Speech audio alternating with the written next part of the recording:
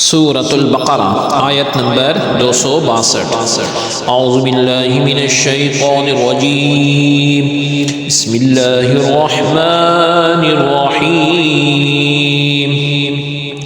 الذین ينفقون اموالهم فی سبیل اللہ ثم لا يتبعون ما انفقوا منا ولا لهم أجرهم عند ربهم ولا خوف عليهم ولا هم يحزنون۔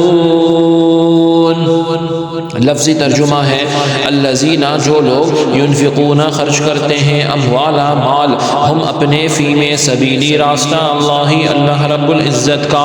ثم پھر لا نہیں، یتبعون پیچھا کرتے، ما جو انفقوا انہوں نے خرچ کیا، منن احسان جتانا، و اور لانا ازن اذیت دینا، لا واسطے ہم ان کے اجرو بدلہ، ہم ان کا عندہ پاس، رب ربہم ان کے، و اور لا نہیں، خوف خوف علی اوپر ہم ان کے، و اور لا نہیں، ہم وہ یحزنون غم کرتے۔ با محاورہ ترجمہ ہے جو لوگ اللہ رب العزت کی راہ میں اپنے مال خرچ کرتے ہیں، پھر اپنے خرچ کیے ہوئے کے پیچھے نہ احسان جتلاتے ہیں اور نہ اذیت دیتے ہیں، ان کے لیے ان کے رب کے پاس ان کا اجر ہے، اور روز قیامت میں نہ کوئی خوف ہوگا اور نہ وہ غمگین ہوں گے۔ آیت کی تفسیر میں فرمایا گیا الذین ينفقون اموالهم فی سبیل اللہ، وہ لوگ جو اپنے مال اللہ رب العزت کی راہ میں خرچ کرتے ہیں۔ یہ آیت حضرت عثمان غنی رضی اللہ عنہ، حضرت عبد الرحمن بن عوف رضی اللہ عنہ کے حق میں نازل ہوئی۔ حضرت عثمان رضی اللہ عنہ نے غزوہ تبوک کے موقع پر لشکر اسلام کے لیے 1000 اونٹ بمائے ساز و سامان کے پیش کیے،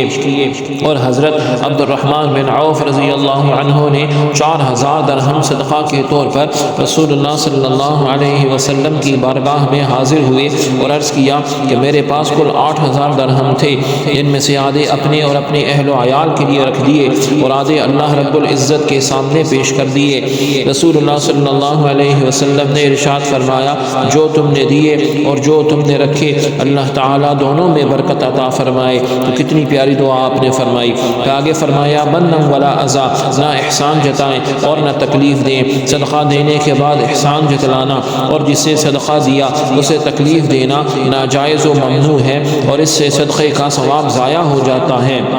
جیسا کہ سورہ بقرہ آیت نمبر 264 میں فرمایا کہ احسان جتلا کر اور ایذا دے کر اپنے صدقات کو باطل نہ کرو۔ احسان جتلانا تو یہ ہے کہ دینے کے بعد دوسروں کے سامنے اظہار کریں کہ ہم نے تیرے ساتھ ایسے ایسے سلوک کیے، اور یوں اس کا دل میلا کریں، اور تکلیف دینا یہ ہے کہ اس کو عار دلائیں کہ تو نادار تھا، مفلس تھا، مجبور تھا، نکما تھا، ہم نے تیری خبرگیری کی، یا اس پر دباؤ ڈالیں۔ سبحانک اللہم و بحمدک، اشہد ان لا الہ الا انت، استغفرک و اتوب الیک، وصلی اللہ تعالی علی خیر خلقہ محمد وعلی آلہ واصحابہ اجمعین برحمتک یا ارحم الراحمین۔